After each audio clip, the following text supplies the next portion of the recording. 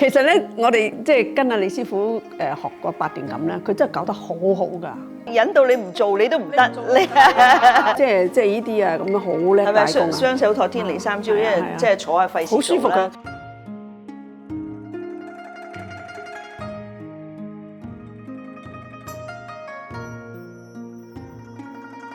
各位商會讀者，大家好，我係中總傳訊及出版委員會委員周文玲。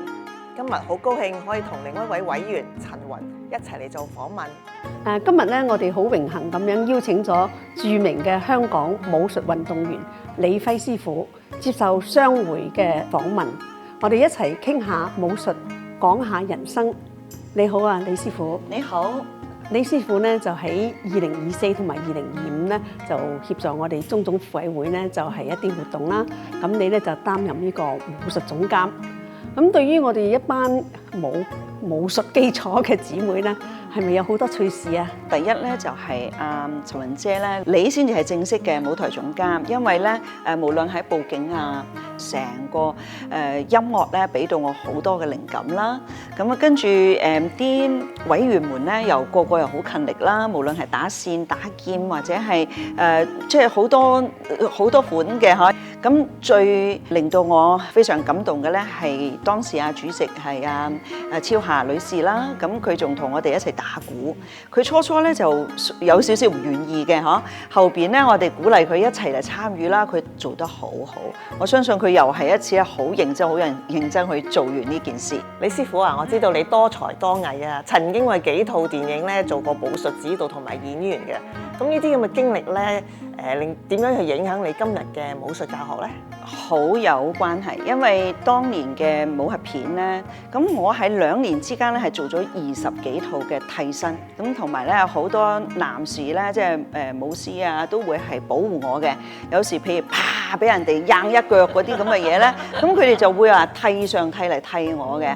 咁所以我亦係要同大家咧就關係好好啦，請大家食飯啊、宵夜啊。咁其實呢啲人情世故咧，其實你喺教學上邊有冇咧？有嘅。咁所以人情世故加埋當時我哋拍戲嗰種辛苦，唔到你最好嘅畫面，你都唔好話收工嘅時候，嗰種感覺係幫助我之後教學精益求精。李師傅啊，咁我知道咧，你都教咗好多青少年嗰啲啦。咁你覺得而家我哋香港嘅青年人，佢哋最需要咧就係喺太極入邊學到啲咩嘢？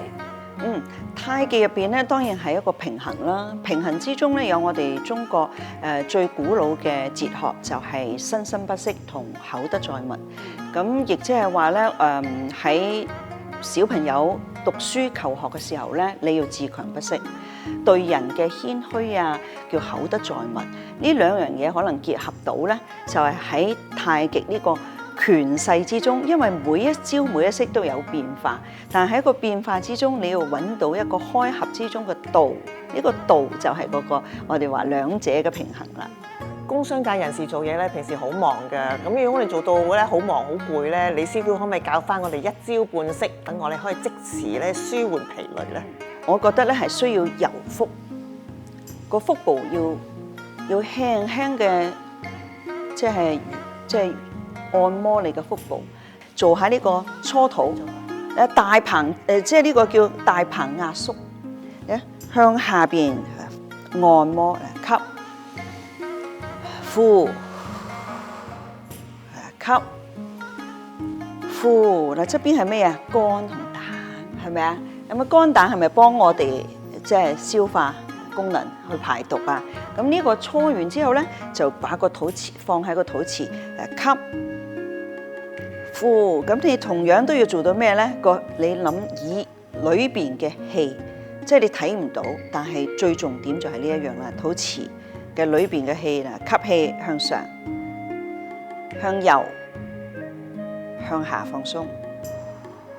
咁所以其實一招半式係隨時可以粘手得嚟嘅。咁點解唔做咧？好多人咧就坐啊，我嘆下先，咁樣挨喺嗰度。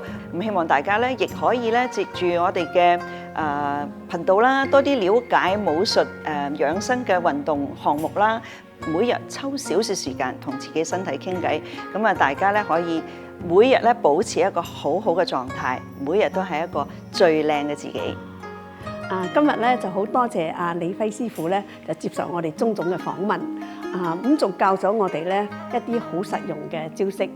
喺呢度咧，我哋都祝李師傅生活愉快，桃李滿門，繼續喺武術界發光發熱。